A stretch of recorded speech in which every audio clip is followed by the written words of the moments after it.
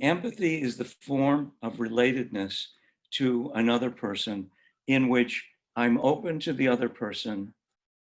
I get who they are as a possibility. I, in effect, take a walk in their shoes if I'm not getting who they are. And I give back to the other person what I have gotten.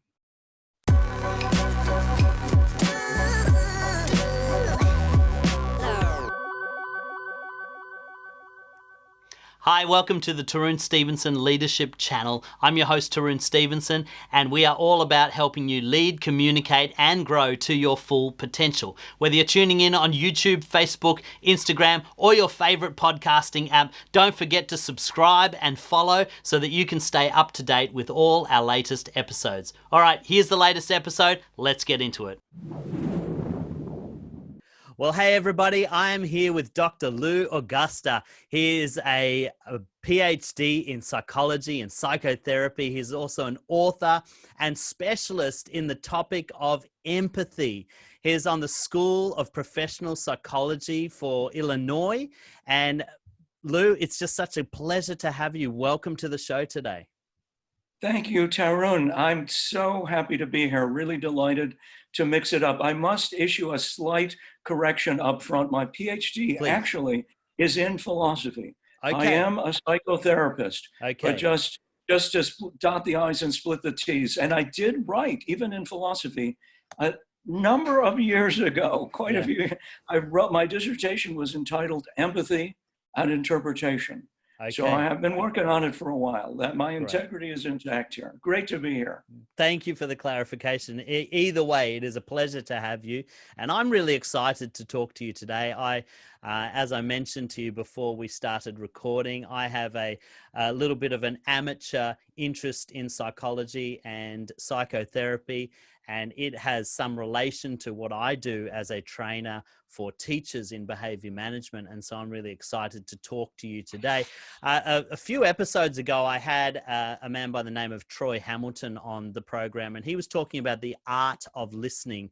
And it's something that I have been particularly engaged with because I know in my own self, it's something that I've had to develop as a leader to become a more attentive listener. And as I've looked at your work, one of the aspects of empathy that you talk about is just the ability to listen intently. So why don't you just give us a little bit of an introduction to start off with about empathy and what you see it as being? Well, yes, great. I want to say to start with listening is the right place to start. Before I actually give a definition of empathy, I mean, best practice, we want to define our terms. Yes. How I do want to say that in the world of listening, empathy is about being fully present with the other person. Yeah. And so listening is the way to start with that, to be open to the other person, to be receptive to the other person, to be with the other person without anything else added. If they're quiet, you get to be with them quietly.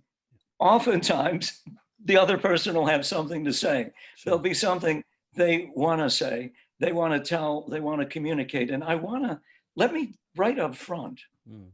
I got an idea. Let's just go with it. The 1 minute empathy training. Okay. It actually takes less than a minute. And then we can branch out from that. It is all about listening. But basically, here it is in a single statement. Drive out, eliminate judgment, evaluation, cynicism, drive out aggression, drive out bullying, drive out bad language, drive out judgments, evaluations of any kind, and empathy naturally comes forth. People want to be empathic. People, the vast majority of human beings will be empathic to you, to me, to one another, if given half a chance. Yeah.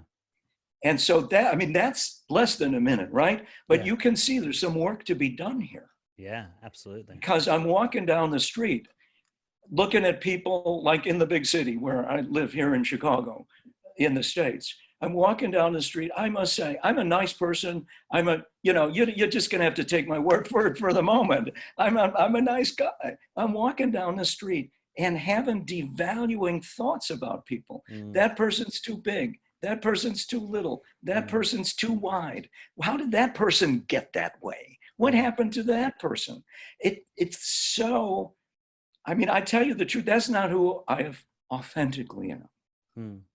I'm I'm a welcoming, accepting person, but I stop and talk to the person, all of that stuff automatically evaporates. Once I meet the person, it's no longer there. But I think, I'm inviting you and the listener to try that one on. That's not just a confession coming from me. Try that one on, I'm not saying it's the truth with a capital T, but consider the possibility that often we've got in our heads a voice over talking about what we think about what's going on. Have I heard that before? What do I know? What do I not know? When have I heard this? And it gets in the way. Yeah. And I'm so glad you said that, because I know with myself, I would consider myself a naturally empathetic or try to be a kind and generous person when I interact with others. But I'm very aware of that judgmental voice that lives in my head. And, you made the comment walking down the street and you're making snap judgments about every person that walks past. I've often wondered if that was just me or whether that's normal. Why do you think it is? Because you said that we are naturally empathic, but yet we all seem to have this natural propensity to make snap judgments before we have had the chance to get to know an individual. It seems like there are contradictory ideas, but why do you think that happens? Well, I don't know. I'm going to be straight with you. I don't know how we got to be this way. The idea is, if that's the case, there are some things we can do about it, namely interrupt the process. But let me take a moment and just riff on that a little bit. Please. At a high level, these human beings are an aggressive species. I'm looking at Google News here in the States. Before the pandemic, before the epidemic, it's human beings have gotten to be the way they are. Aggression and sexuality are the two big things we have to deal with. Now, just because we're born that way doesn't mean we have to stay that way. Yeah. That's called growing up. Yeah. That's called becoming socialized. That's called learning some manners, right? There was this famous book, Everything I Needed to Know, I Learned in Kindergarten. Okay. It was a big hit here in the States. This is old news, right? So he gets a plug, God bless him. I don't, man or woman. Share, take turns, stop and listen, raise your hand and be called on. That's the idea. So I think we are an aggressive species, and to an extent, life on planet Earth, our ancestors, our early ancestors, living on the plain of present-day Tanzania, we're talking short hominids, fighting off hostile neighbors and large, aggressive cats, lions, and or tigers, saber-toothed, everything. Yeah, it's helpful to be aggressive if you're under attack. But meanwhile, let's put it this way.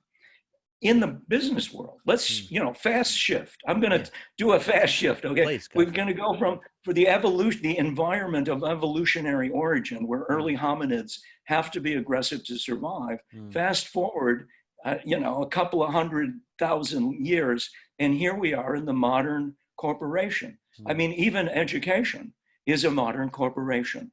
Absolutely. Medicine is get your numbers. How many patients can people, it can go off the rails. Nevertheless, there's something to be said for doing the work, for doing the job, for making the numbers. Nevertheless, the things that make business people successful, being competitive, solving technical problems, beating the competition, solving legal problems, getting revenue to fall to the bottom line, are important. And yet when you think about it, these are not the kind of things that necessarily expand our empathy.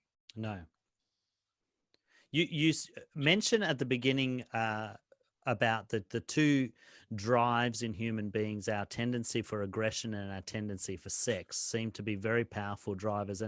And then you went on to talk about, really it's tied to our need for survival. That survival instinct in human beings is so strong that in a modern world, we perhaps don't have the same fears for our survival, but yet that instinct is still very strong, and our need to be in control of our environments, to be in control of our relationships for the sake of personal advantage, is still a very strong trait in humanity. I mean, you see this in social media, even just the need to dominate people in social media. How do we, as human beings, being that is such an overwhelming natural tendency, how do we begin the journey of managing that or bringing it under control? I know you said that it starts when we're young, but we all have to wrestle our demons or our shadow self, as as it would be.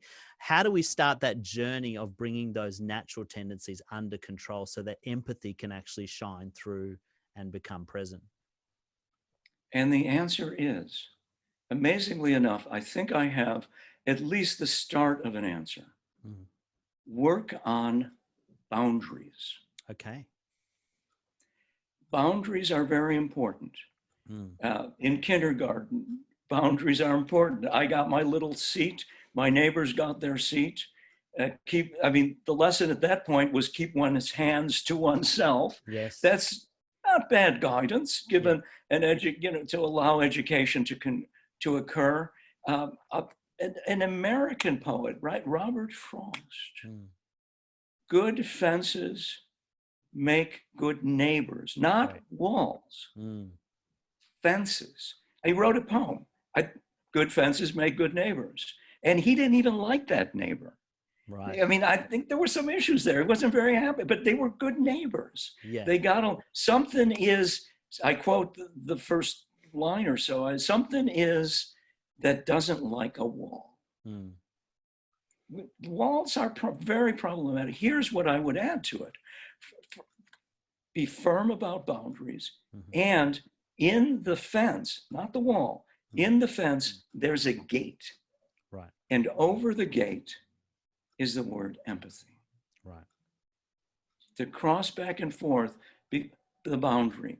And so how does that work? Whenever there's a breakdown, whenever you see a breakdown in the corporate world, in the education world, in the health, oftentimes there's a boundary issue and a boundary violation, right? I mean, that's a problem, right? I mean, the authorities have to intervene when somebody doesn't respect the boundaries. I grab your stuff. That's bad. It's called stealing, right? Yeah. That's not going to work, right? Yeah. I mean, and also in language too. I mean, this matter of bullying comes up in the corporate world. I mean, we're not going to have a deep discussion about politics, but if you look at politicians all around the planet, sometimes politicians get successful by being bullies. Sure. They can kind of bully their way through it. And what does that mean? That means disrespecting boundaries. Yeah. Disrespecting, but you see that in certain kinds of demagogues and I don't know. I mean, I don't even want to say right or left. I mean, they're both going nuts and mixing it up. But when things really start to break down, it is often due to inattention, disrespect, and when people don't get the respect, the dignity, the empathy they feel they deserve, when the boundaries have not been respected, people get enraged. Yeah, absolutely. People get really angry. And by the time the first guy throws a rock, it's no longer a conversation about empathy. No. Once the rocks, or God forbid, the Molotov cocktails start flying back and forth, then it's a breakdown of empathy. What one has to do is declare the breakdown. And sometimes intervention of the authorities is needed to restore order so that we can have a halfway reasonable conversation and try to reach an agreement about what to build or what to unbuild, what to tear down or what to build up. I mean, I think this is why, I mean, this is what so that's a long-winded answer. To the concise answer there is more attention to boundaries and Yeah. and to keeping one's agreements, right? The boundary, I agree, here's the boundary line. We agree, you know, this apple tree is on my side of the fence. Yeah. If some of the I'm apples so fall on with your you. side, you get to keep them. I'm so with you on the boundary topic, because that's probably the number one area that I find I have to talk into when I'm working with teachers and also leaders. When there is a relationship breakdown with the people that they are working with, it's often a breakdown of clearly defined expectations and boundaries. I want to pursue that boundary thought a little bit more. I just feel that we need to say a little bit more to define empathy. I think we skirted over it, assuming that our listeners know what we're Yeah. talking about. Could you give me a concise definition of what you view empathy to be?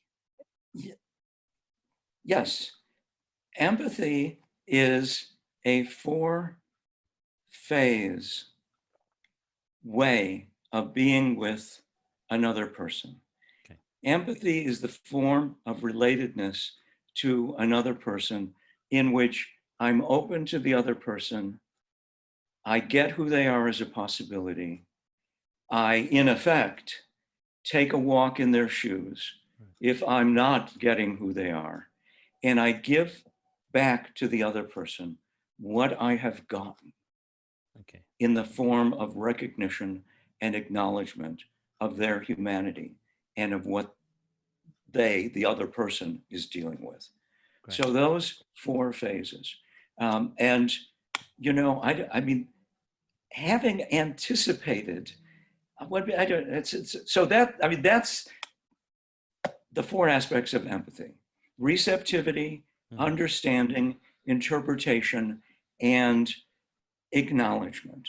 And each of these four phases, we can talk more about this, can break down. Sure. And there's real power in seeing where the process breaks down. Okay. So in essence, we're looking at empathy as the act of putting oneself in another's shoes to understand how they see the world, why they respond the way they respond, and then out of that understanding, be able to be congenial towards them, regardless of whether you agree on their point of view or not. Would that be a fair? Well, I mean, so here's now we go to, this is so bad. We're going to go to school, right? Yeah. I gave you four dimensions and you Yes. gave me back the walk in the other person's shoes. Right. When I get stuck as to what's going on with you, Yeah. then I get my cognition going. Okay. It's top-down empathy at that point. But empathy, essentially, as I understand it, and as I get it to work best, when people come and visit me and they say, Dr. Lou, I'm suffering, or, you know, blah, blah, blah, blah, there's something they're dealing with. It really requires looking at all four dimensions of being open to the other person. So be with them, like, you know, that's the listening part. Yeah. That's the empathic listening. That's the understanding, like, who really is this person as a possibility? And then the walk in the shoes is often needed to really traverse the differences in the details in my life and your life, and we're coming from different spots, and the empathy to really complete it. I got to give you back what I got as to who you are in such a way that you acknowledge me. Yeah, Lou, you got what I was dealing with. So, I mean, to have full, now the other stuff is good. It's like, yeah, we're going in the right direction. There's an empathic intention, an empathic engagement, an empathic understanding, but it's incomplete until we really get it completed with, I acknowledge, you know, I give you back something in such a way that you get it, that I get you. Great. Yeah, I hear you. So in many ways, empathy starts in ourselves long before we ever engage with another person. It has to be an attitude that we bring to our relationships and our interactions with another person.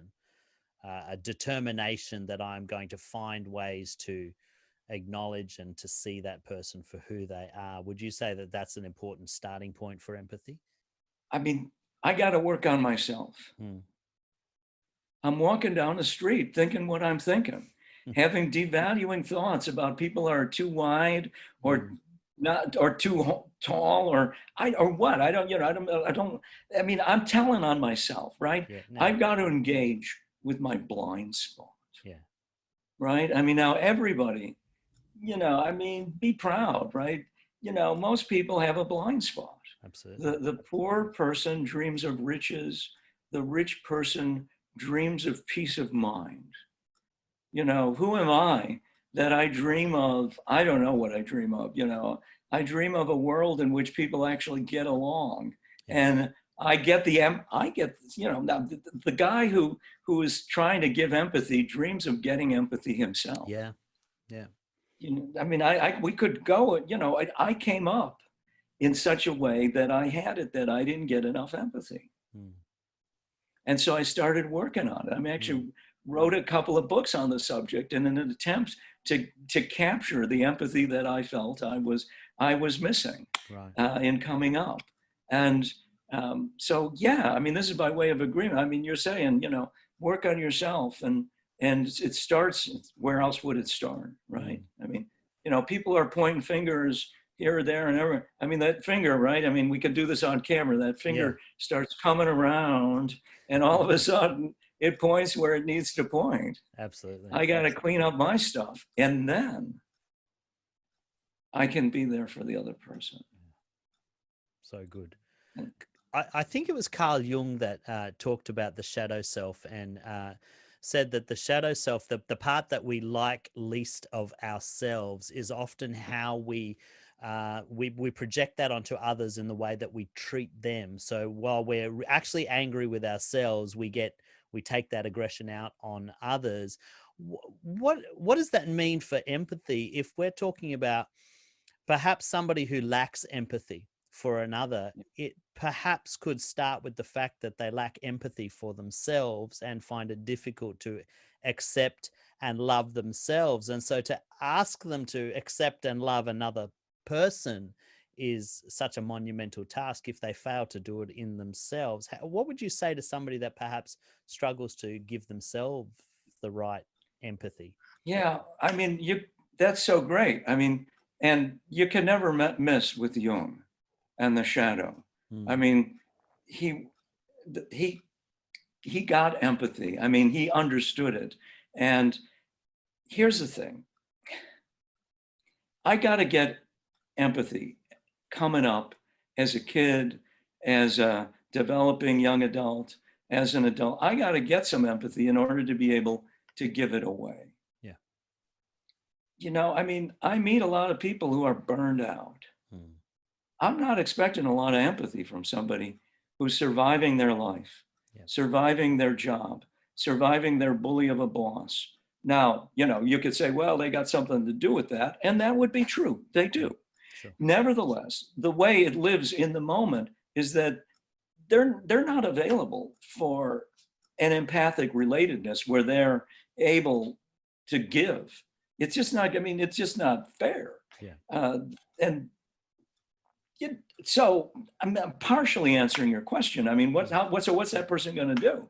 Well, how do you take better care of yourself, right? That's a good, we might start with that. It's not always clear because I need my job, and then, we got all these issues and the pandemic didn't suddenly fix them. How about that's like not funny. Yeah. That's really not funny. Yeah. I mean, and so we've got, all of these other considerations which are making the world even more complicated. And so what you do is you do what you can do. Yeah. You try to find somebody where you can get the empathy you need. Now you can work on yourself. I mean, if you're sitting in front of the tube, right, the telly, and that, You know, I'm like, I want to riff on the Beatles. If you've gone pictures, if you're carrying pictures of Chairman Mao or Yeah. spending a lot of hours in front of the television, you ain't going to make it with anyone anyhow. Like I quote, end it. quote. So you got to work on yourself. Like you Yeah. got to get out. I mean, you could start a vigorous walk, whatever, you know, don't hurt yourself, right? Yeah. Don't Sure. sprain your ankle, but start getting some exercise. Yeah. Start eating right. Start respect. Like I was going to say, respecting yourself by what you take into your body, by what you do with your body. The human body Mm. is the best picture of the soul. The human body is the best picture of the mind. And when people are lower back pains, migraines, headaches, unexplained aches and pains, Mm. not saying that there's nothing wrong, but definitely see your medical doctor, get checked Mm. out. Mm. But a lot of times it's somaticizing the stress. And so here's the thing. I mean, if you're experiencing compassion fatigue, if you're experiencing burnout, Mm. you got to hit the pause button. Yeah. Maybe, I mean, this is a radical statement. I'm going to put it on the camera. I'm going to put it on the tape. If you're experiencing compassion fatigue, Mm. maybe you're being too compassionate. Right. Now, what does that mean? I'm not saying be mean. Mm. I'm not saying be hard-hearted. Yeah. I'm not saying, you know, don't be kind to animals and children. Definitely do be kind Mm. and be nice to your neighbor. But there is a sense in which, I mean, I got to go with the Gospels on this one. Yeah. I mean, in the story of the Good Samaritan, the first two guys passed by, the Mm. survivor of that robbery. They actually experienced empathic distress. Right. It's not so much that they were hard-hearted. They just couldn't deal with all that suffering Yeah. and had to take some distance. That's an interpretation, of course. I mean, you can make it mean, you know, you can make it mean Sure. that they were a couple of losers, but Yeah. I think that would just dealing with compassion fatigue. They just couldn't handle it, and they crossed the road. But here's the lesson: if I could dial empathy down by crossing the Mm. road, I could possibly also dial it up. Right. And so empathy is not so much an on-off switch Mm. as it is a dial, a tuner. And to that person, you know, possibly even you or me on a given day, who's like, I'm not making it. I'm like really not doing that well here. I need some Mm. empathy. Maybe you got to dial it down and take care of yourself before you can dial it up and take care of others. Yeah. Now that's easier said than done. For sure. And I Nevertheless, love your analogy of a dial, because I think you're so spot on when you talk about people who are highly empathic and how they can actually cause themselves fatigue, because not everybody is as empathic as they are, and they can often feel hurt by those around them because they don't receive back the same level of empathy that they give out on a constant basis. Um, I probably I've often joked with my wife that I'm probably less empathic than she is. She's an extraordinarily empathic person and would take the shirt off her back for a stranger. I find that I've probably, as you've been talking, I would say I probably started off like that once upon a time, but over yeah, the years have dialed it back because I found the fatigue of either not receiving it in the same way or people taking advantage of it has caused me to become a little bit self-protective. And so while I can still dial up my empathy, I find that I tend to be a little bit more guarded about how I relate to people. Um, and I find myself feeling guilty for that. How do we well, how do we you may walk want to the take a look at line? that. Yeah, how do Yeah, we walk the line between having good boundaries, yeah. but not allowing it to make us jaded or cynical or closed off to the world? Well, I mean, that's a $64,000 question. I Yeah. mean, right, it is about boundaries. It is about being firm about your boundaries. No, that's not how I want to help you today. Mm, I don't want to give you money today. mm, Here's a card where you can get some help. Here's a card where you can get out of the cold if you go yeah. to this location.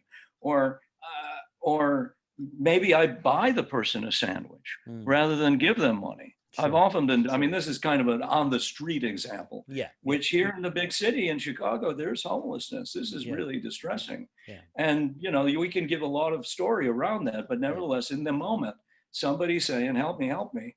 Yeah. And, I get to decide Yeah. how can I help and how much can I help?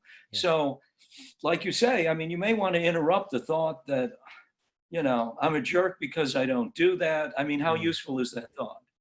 Not. I'm not saying it's not true. No. I'm saying, get in touch with your inner jerk. You gotta. I Yeah. mean, this is edgy. This is the cynicism that we want to drive out. Yeah. Sure. Nevertheless, on a given day, why should I expect to help everyone? I gotta get through my day. You don't know the tough customers. Yeah. Now, it is true that, I mean, eh, when the Lord shows up, it's usually as a beggar, as opposed to, Yeah. I don't know. I mean, somebody wearing purple robes and a crown on their head, right? It looks like, Sure. King Philip or something. Just keep that one in mind. Yeah. Nevertheless, you got to do what you can do. Yeah. And so interrupt the thought Yeah. that there's something wrong here. And powerfully decide if I Yeah. can help or if I can't help. Yeah. And when can I help? And how much can I do? And it should hurt a little bit, Mm. but it shouldn't. Yeah, I shouldn't be traumatized by it, Yeah. because if I'm traumatized by it, then I'm a wreck. And it's not. I mean, then it's like, then it's the compassion fatigue with Mm. which people who are committed and dedicated. I mean, you do see this in medical education, in the helping professions of various kinds. Yeah. Um, it's really a struggle. It's really a struggle. And so that's where empathy lessons come in handy. That's the short answer, which is completely inadequate, but Mm. completely accurate: practice. Yeah. Empathy is a practice. Yeah. The more I practice, the better I get at it. Mm. Funny thing. If I practice, I get better at it. I may make mistakes. I learn from my mistakes. I may get it right. Do more of that. I mess it up. Do less of that. Here's the thing. This is kind of like, delete the kind of like. Yeah. There's enough empathy to go around, and it doesn't show up that way. Yeah. You know how we can feed everybody on the planet? Mm. Thanks to agribusiness and green revolution, when you pile up all the food, all the wheat and soybeans and whatever, chicken and fish, when you pile that up, there's enough to give everybody enough food so that nobody has to get sick from malnutrition or die of starvation. Mm. But there are people starving.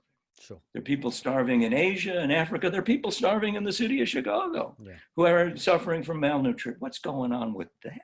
Mm. Why is that? Well, I suggest an analogy with empathy. I mean, it's because food is used for politics. I mean, it's weaponized. Yeah. It becomes, starve the enemy. I mean, it's because of human aggression and bad behavior, and the politicalization in the negative, pejorative sense of the use of food. Similar with empathy. Yeah. There's enough empathy to go around, and it doesn't show up that way. People withhold. People are, good news is, it doesn't actually require agribusiness to create more empathy. It lives in human behavior and in human language. Of course, well, I mean, we can debate once again the boundaries, but Sure. there is enough empathy to go around, and empathy itself calls forth empathy. Yeah. Yeah. And I hear you. Again, we've come back to that whole idea of boundaries and being able to say no, or to be able to put space or distance between yourself and another person if it's encroaching on your ability to keep balance for yourself. And I think with a lot of in education, a lot of the people I work with, because they are naturally empathic to be in caring professions, that idea of saying no, that idea of putting up a boundary and saying, you know what, I care about you, but I cannot accept that you treat me in that fashion or you speak to me in that fashion. That's a Very difficult important. thing for people to do if they're naturally empathic. They find it very hard to say no. And yet that seems to be the lesson that is so needed if we're to develop good balance for empathy. Practice. You have to practice. Mm. And I mean, it's useful to practice. There's no other way to get good at it. Yeah. And that's why it gets me crazy when, I read various celebrity academics say, yeah, you either got it or you don't got it. Mm. Well, Mm. I assert it's a normal distribution. Yeah. Most people have got some. Yeah. Now, there are the skinny edges where some people maybe arguably don't have enough. Yeah. And on the other end of the normal distribution, there's a skinny edges where some people arguably maybe have too much. They're Yeah. too open, too. I mean, but there's a lot of buts in that conversation. And Sure. you're saying, one has to, what there's no easy answer other than to practice. And Mm. ultimately, the fallback position is to acknowledge the other person. Mm. I acknowledge you. I get it. You need $20 right now. Yeah. This is not going to work. It doesn't work for me to give you $20 right now. Yeah. I get it. I mean, you leave the other person. There's nothing wrong with asking. Now, if they're calling your names, you could say, I mean, devaluing names, right? Yeah. You Yeah. could say, I really have a concern about the use of that language. That Mm. language doesn't work with me. Mm. And I mean, presuming I could keep my wits about me, right? Yeah. Once somebody insults a person, it can quickly go south. Becomes A dignity violation, a loss of respect, which is to say a loss of empathy, people get enraged. Yeah. So how do you restore the integrity to the situation when you say, that's not okay. That's not going to work for me here. Yeah. And ultimately you declare a breakdown. Yeah. The communication is in breakdown. We're just not, I need a timeout. I'm going to take a timeout. Yeah, if you can, leave the room. I mean, if you can, walk outside, get some fresh air, or whatever that looks like. This needs a time. I mean, just declare a breakdown. I mean, then we're not going to have to rejigger this conversation on another occasion. So intervene in a way that leaves both people in integrity, where I mean integrity, wholeness, emotionally complete. I don't mean right or wrong, ethical or unethical. I mean, it's not good to call people names or, but whatever people get confronted and start reacting, and rarely does one reaction, reaction often leads to reaction and misunderstanding. And so how to recover from that? One has to keep one's wits about one.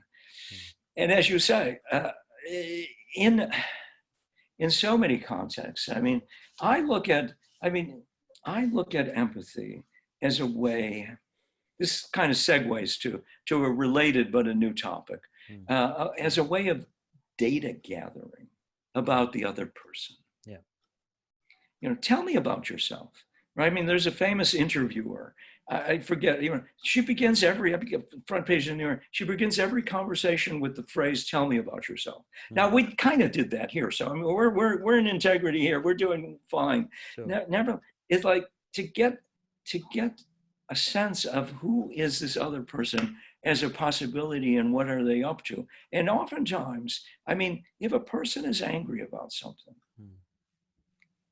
or broken up or upset, a more neutral word even, you can be upset in a lot of different ways, including anger, including sadness, including fear. Give them a little, if you can keep your wits and give them a little empathy. Wow, that's really tough. It sounds like you've really been dealing with some difficult stuff. If you can, I'm almost saying at this point, sometimes that'll just like, oh, wow, give you an opening. Now they might still keep coming at you. And you give it to them again. Wow, that's really different. And they start to de-escalate. Yeah. Do you find that it seems that the rules of engagement are becoming more and more blurred in human interaction? I feel like when I was growing up, the cultural norms of what was appropriate and what was not appropriate seemed to be fairly well accepted across different demographics. And with the rise of, I guess, postmodernist thinking and this moral relativism, it's like everybody has a boundary based on what they perceive the world to be. And even if you're attempting to engage in a respectful dialogue, for some people that is viewed as hostile. There's even now the co-opting of words that are considered to be hateful or words that are considered to be microaggression when they were never treated in that fashion before, but now it's almost a minefield to even have a dialogue with somebody on differing opinions, lest you stray into the territory that they've defined as Well, unreasonable. I hope I'm not interrupting you. I mean, No, I think no, I know where you're please. going with Yeah, this one. It sounds like you've been dealing with some tough customers, with all of these guys you're interviewing, men and women both, who've got something to tell you and sure, want to get their message out. And sure. can be helpful to be a little bit angry, to Hmm. get your energy going. Because then one is more, I don't know, more is maybe not the best word, but then one expands one's capabilities for self-expression. My take on it is you've been dealing with some tough customers, and and the coaching, I got to coach the coach here because you're the coach, Yeah, and they come in, and I mean, I do actually believe there are such things as microaggressions. They tend sure. to be below the threshold of perception, Yeah, and eventually they do add up, and then one has to acknowledge them. yeah. Nevertheless, I'm sticking to my story. The Hmm. commitment is to create a space Yeah, of acceptance yeah, and tolerance in yeah, which whatever other person, the other is dealing with can come forth. yeah. And, and somebody comes in and they've got an issue and they've got something they want to communicate and they're hot about something or they're Hmm. whatever they are about it, give Yeah, them a good listening. great. It doesn't mean, that's the thing. Empathy doesn't mean agreement. Yeah. It doesn't even mean niceness. Hmm. It doesn't mean be mean. Hmm. It doesn't mean be disagreeable. It means let it be. Yeah. And that can be enormously powerful. If you can act, if you, I say you, if one can actually get there Yeah. and be with whatever's in the space, that can be mind bending. I mean, it can be world transforming, even. I mean, people come away from conversations feeling that they've been gotten for the first time ever, Yeah. that finally somebody understands them, or at least has, I mean, or not. I mean, and Hmm. then if it doesn't work, then you get to continue. I mean, then you get to continue to try. There's no guarantee. Yeah. So I hear what you're saying. I mean, guess what? Take that difficult customer, Hmm. you know, as my empathy trainer. Yeah. If I Great. can't deal with it, where am I? I'm so, I might succeed, I might not, or I Yeah. might, good chance that I'll get it partially right. And then I'll learn something. Good chance that, I'll make some mistakes from which I can learn. I mean, Yeah. if hopefully nothing too serious, but now, I mean, that's actually a complete thought. I mean, Yeah. take the other person as one's empathy trainer. Great. In business, the tough customer, in education, the kid who doesn't quite fit in, Yeah. says it's just like, what's going on here? We're not clear. I mean, in healthcare, well, we're not sure what the diagnosis is. We're pulling out our hair. This is not a Yeah. problem that I have. Nevertheless, you see, take that. That's the opportunity. That's the possibility of really having a breakthrough, of bringing forth empathy where there hadn't been some Yeah. before. That's so good. And so it's really, it's all about maintaining the focus on your own ability to convey or use empathy, regardless of the other person's ability to respond in a like manner. My wife and I do a lot of work in the church community, and one of the expressions that we use is the grace growers, the people that are difficult, that teach us how to Yeah, grow a grace fueled attitude towards life. And you say that the empathy trainers, I like that. There are, in every interaction we have opportunities to develop our own level of empathy, regardless of how they respond to us in kind. I want to just press this a little bit further. may I I can't. express Yeah, agreement? I please, mean, please. Yeah, two thumbs up on that one. I mean, that's thank so you, important. thank Whatever you. the context, I mean, I mean that yeah, Great. you were saying. So I want to push this thought a little bit further. I kind of suspect I know what you're going to say, but um, in education, often we'll work with children who either have come from homes where empathy has not been taught, or they have some kind of diagnosis where empathy levels or understandings of empathy are very low. And we often talk in education, and maybe this happens in the workplace with leadership as well, about helping people to develop empathy would you say that it's even possible to help another person develop empathy, or does it really fall back on them? You just have to be as empathetic as you can be and hope that something of your character rubs off on them. Is there anything you can do to help people that lack or Yeah, I mean, the short answer is you work on it, the empathy expands. What it looks like, I mean, is the person explicitly asking to help expand their empathy? Mm, Or are they just struggling yeah. with whatever they're struggling with? I mean, it's a different drill. Then you just got to do your best to model the empathy Yeah. that they are intended to assimilate, to take up. If they explicitly ask for empathy, Mm, green light, that this is good news. We can work on it. You take it up a level, you think about it, you practice it, you get better, you get worse at it, you get better at it. You have a breakdown, the breakdown leads to a breakthrough. yeah. In the case of, I, there was a great article. This is like an article, I don't know whether it's the 1950s or something, Christine Olden on adult empathy with children. Right. Whenever, I'll give it to you in a single sentence. It's Mm, not a very long article. It's I don't know, 10 pages or something. Whenever I'm in the presence of an 8-year-old, mm, I am present to what happened to me as an 8-year-old. yeah. Whenever it doesn't go back behind about 5 years old. I mean, I have one or two memories before 5 years old, like most people do. Yeah. Whenever I'm in the presence of a teenager, I'm present to what I dealt with as a teenager. Mm, Now, that's the hazard mm, and the opportunity both, because I had to deal with some bullying. We can do another session on that, right? sure. I had to do, I'm present. I mean, now, but that may or may not be relevant to this particular person, Yeah. right? So I have to set that aside and see. I mean, it could get in the way, or it could be facilitative. It could be useful, Yeah. right? But I mean, the tough thing to do is to make the call. And so, there are people who maybe are not as attentive to social clues, Mm, who don't perceive what we call social clues, who mm, don't pick up on feelings the way a standard, get the normal distribution. Most yeah. people experience anger, fear, sadness, and high spirits, right? The Mm, big four.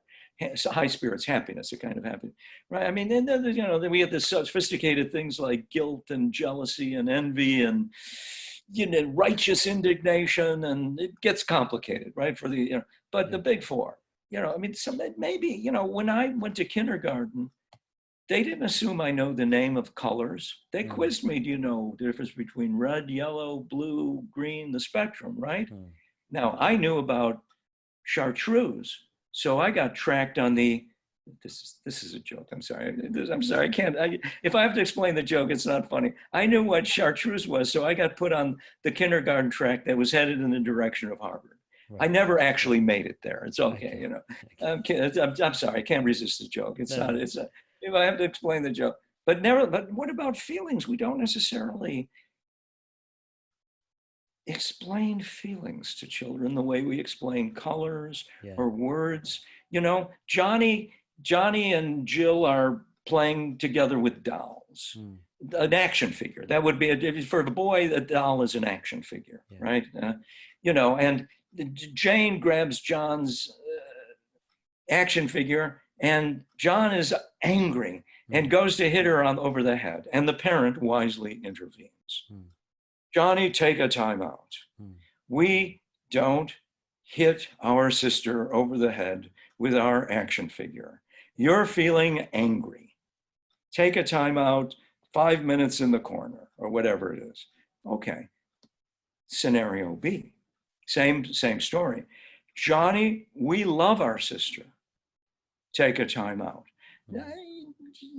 You see now if this happens once, it's not a big deal. Yeah. He's now a little bit confused about what he's experiencing. Is it what you and I would call anger? And he's Right. getting ready to hit her on the head, so we think it is anger. Is this Is this love? It hadn't showed up like love before. And Mm. now now, if it happens one time, it's no big deal. Who cares, right? I mean, it's not going to make it. But what if it happens 30 times? Yeah. Now Johnny is confused about the meaning of the words. Yeah. And this is a vast oversimplification, but it can be that the challenge for all of us is to experience our experience. If we're angry, to experience our anger. If we're sad, to experience our sadness. If we're affectionate and experiencing affinity, to experience that, or high spirits. Easier said than done sometimes. We're walking around like we know what we should be experiencing. That politician did what a blah, blah, blah. I should be experiencing this. And if I'm not, what's wrong with me? Yeah. Or what's wrong with him? Or what's wrong with... And so that's the empathy training, to experience one's experience. Yeah. And that requires clearing away all of this other stuff, all of the judgments, the evaluations, the cynicism, the resignation, the whatever I had to learn to survive, the decisions that I made when things didn't go my way. And I said, well, and whatever I decided. So that's part of what at least the beginning of the training looks like. Yeah, that's so good. And I appreciate you so much giving us those in-depth looks at the approach we need to take to developing empathy. Now, you've actually tried to make this really easy for people. You've written a book called The Lazy Person's Guide to Empathy. Can you tell us a little bit about your book and yes. Now this gets me. Now a man who gets empathy. Okay, thank you.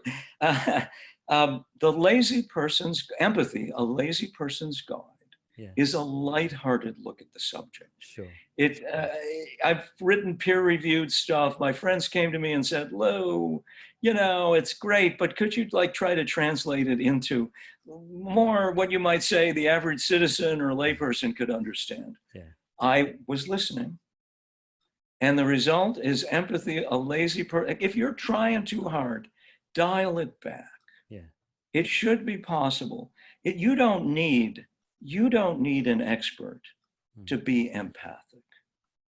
Every parent, every mother, father, sister, brother, every kid, every young person understands empathy. Now, an expert may be able to help a bit in clarifying some distinctions, in getting us clearer.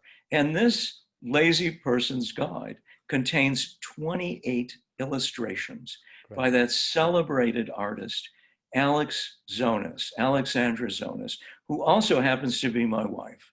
So it's a family project. And if you get tired of reading the text, you can just look at the pictures. Just look at the pictures. I love it. Is it suitable for younger audiences, or is it mainly pitched at adults? It's not a kid's book. It's not a children's book. No. I mean, we need to have one of those. Sure. I mean, I think, maybe that's the next project. Maybe that's the next family project. Yeah. Fantastic. Thank you for that. Oh, no. We will put a link in our description on how people can connect with you. So you've got a website, which is your name. I do. It's Agosta. you can reach me at louagosta.com. Mm-hmm. You got to spell my name right, though. Yeah, and I'll put the spelling. Yeah, thank you. And also Empathy Lessons, www.empathylessons.com. Good. That's I blog there, and if you look on the right-hand side, there's contact data and stuff. Fantastic. Thank you for that, though. Thank you. I appreciate that. No, not at all. And if people want to reach out to you and maybe connect with you, do you use social media? And are you happy for people to connect on social media? I am happy. I tend to be a light touch on Facebook. I am out there, and on I'm out there. Okay. But you can louagosta@gmail.com. I do check my email. Great. Periodically. I mean, I'm responsive. Part of empathy is being responsive. Yes. Now, mention that you heard, you got the idea on this conversation with Tara Stevenson, as opposed to, so thank you for that. I appreciate that. I mean, the commitment is to expand empathy in the individual and the community, to expand empathy in the individual and the community. I am enthusiastic about that. And I think, one conversation at a time. Yeah. Well, I can This has been honestly a say great one. I've thoroughly enjoyed this conversation, and you've taught me so much, and I'm looking forward to continuing to grow in my empathy and my understanding of empathy in my own work. But I'm so grateful for your time today, Lou. Thank you, and I'm looking forward to having future conversations with you on the topic. My pleasure. Thank you so much. Hey, thanks so much for tuning in. I hope you got a ton of value out of that episode. Don't forget to let us know what you thought in the comments. And if you have a topic you'd like us to cover next time, we'd love to hear from you. If you know anyone that would benefit from the content that we produce, please like and share this channel. And we look forward to having you next time on the Tarun Stevenson Leadership Channel.